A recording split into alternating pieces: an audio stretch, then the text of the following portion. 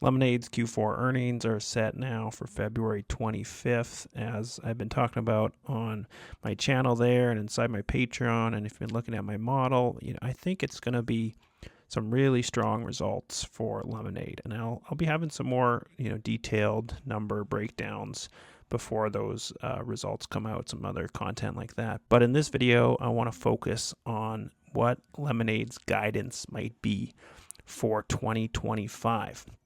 Because if you remember back, if we go back a few years ago, this was after the Q4 2022 results. So about 2 years ago, Lemonade had some very conservative guidance. And right before that time, if we kind of look back at what the stock was doing, there was a bit of a rally. It had come down from high, we're in the 20s for quite a while and had dropped all the way down to the 13, 12 teens range. And then coming into those, Q4 earnings, it had a bit of a rally up to the higher teens. Right after those earnings came out, we dropped and we went down to the lowest of lows, all the way down to even, less than $11 a share. And a lot of that, it was not that the Q4 results were poor, but a lot of that you could maybe attribute to the very sort of negative guidance that management had. And I did this video at the time. I said, the secret Lemonade doesn't want you to know. And I basically looked at their guidance and said, you have to be really pessimistic with my model to get to the ranges they were saying. And so I thought, I think they're going to really knock this out of the park, based on relative to what this guidance says for the year. And turned out some of my numbers there were a lot closer to reality. Even my last interview with Daniel, he gave me lots of kind of kudos on that, saying, hey, your model actually was more accurate than what we were guiding for internally. And so a big question for us as investors is, for this next year, 2025, what are they going to put on paper for their guidance? How aggressive or not aggressive are they going to be? Are they going to be super conservative, and then the market's going to take that at face value and really, in a short term, once again, have a major drop again?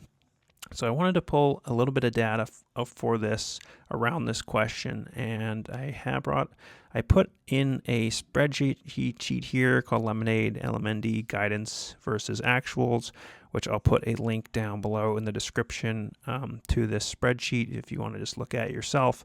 But we'll just look through it here. I put in there since they went public, 2020 till now, their revenue, in-force premium, gross earned premium, adjusted EBITDA, what they guided for, what they actually did. And this is before each quarter into the quarter. You could also look at how they guided on a beginning of the year and the Q4 results for the rest of the year versus what that actually year performed. But I didn't put those numbers in, which especially for that year we were talking about, 2023 at the end of 2022 would have been pretty dramatic difference in the overall numbers. But more helpful to look at this is in some graphs.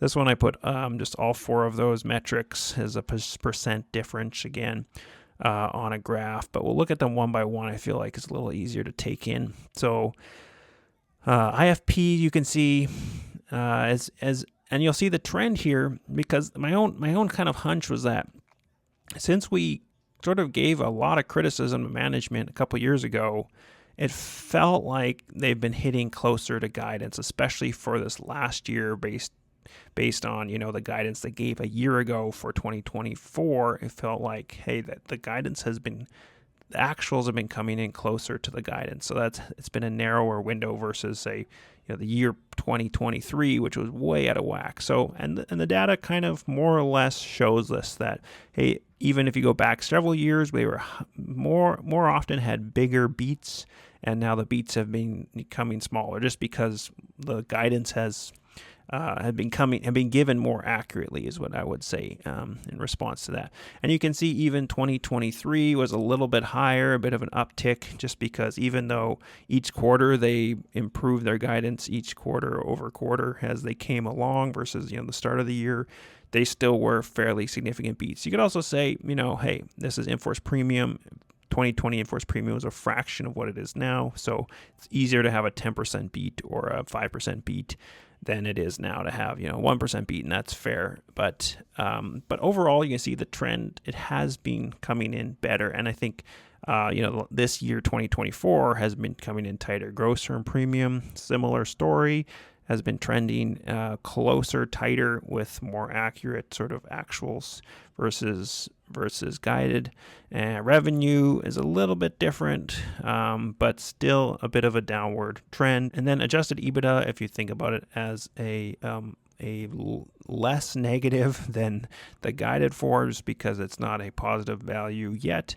But you can see the overall, again, this year, 2024, has come in tighter than, say, the year, especially the year prior. So I think management heard us, listened to us. I certainly got that sense from Daniel's interview that I did with him, about 10 months ago or a year ago or whatever it was, and got that sense from him that, hey, they want to be as accurate as they can in their guidance, and they want to be conservative in their guidance, but I think they're still conservative in a way, and they'll probably tend to continue to beat their guidance, but not quite as pessimistic as they were in 2023. So in my mind, it's another good sign for this Q4 results and what the stock might do afterwards. Of course, nothing here is personal financial advice. We don't really know what will happen in the short term, but my own thought is that, hey, there's a good chance that the guidance, it might be lower than what they'll actually come in at, but it's not going to be extremely pessimistic like we've seen, say, in 2023, based on the track record of 2024. Like the number we do have for a bit of guidance is, you gave it Investor Day, was a look at 2025. They said 1.2 billion of IFP. I really think there's a good chance they do, it's more like 1.3 billion. So it'll be interesting to see what number they put on paper. I hope, even if they do 1.2, that's not terribly pessimistic guidance. Say if, let's say they come in at 950 million IFP, and I have 959 in my model right now, but let's say they come in at 950 and they say they do 1.2 billion at the end of next year. That'd be, like a 26% year over year increase. So I really don't think they're going to do 1.2 billion. I think realistically it'll be higher, but it's not going to be, I don't see them putting a number that's less than 1.2 billion, say, for the whole year. And I don't think the market would then view that as pessimistically, even if the minimum number they put is 1.2 billion. I don't think, my thought is that the market won't react too negatively to that. Now, I hope they go higher. I hope they go 1.25, and then I hope actuals 1.3 or even more than that. And if they're going to spend 40% more on growth spend, and you're looking at how CAGR is ramping and how much premium you're getting, I mean, in my mind, is a good chance they have like a higher 30% range of growth, and they're close to 1.3 billion by the end of next year. But that's my own thoughts, versus I'm trying to sort of predict and understand where they might actually guide. But again, to sum things up, I think I'm very bullish on this Q4 results coming out in a few days, just because I think the guidance could be, more realistic and not as pessimistic as previous years. I think the LA fires, as I did in another video, those I really think are going to be a pretty relatively minor impact on Lemonade, and I'm sure we'll give comments about those as well. It'll be part of their Q1 guidance and their 2025 entire guidance.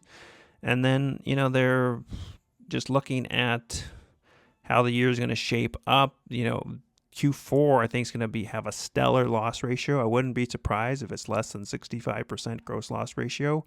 And that's kind of what's required, something close to that, to get us into their guided adjusted EBITDA range.